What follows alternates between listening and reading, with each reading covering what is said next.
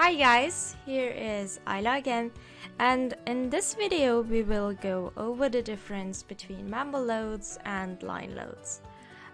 We can find here in the toolbar two almost identical symbols, one for member loads, the other one for line loads. And to start off with the member loads, in our first model you can see a state structure only consisting member elements. So, as the name already indicates, member loads can be forces, moments, or temperature actions that act only on members, meaning we can apply member loads on every single member here. To apply a new load, we hit the new member load button, then a new dialog box pops up.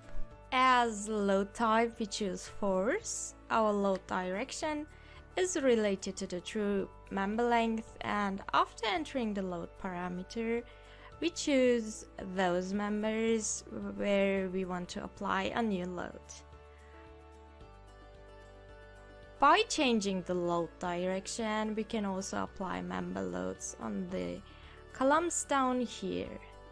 Line loads instead are idealized loads and can only be applied to lines which are part of a surface.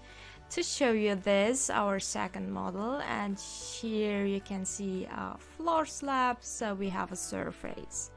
Choosing new line load, we can apply now on all lines which are part of this surface loads.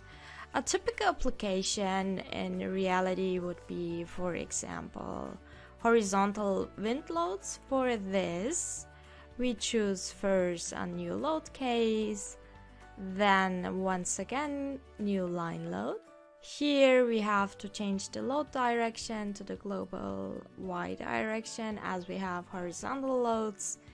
Enter a load parameter for the first side and select the lines. Likewise, on the other side, hit the new line load button, enter the load parameter, and then we select the lines on this side.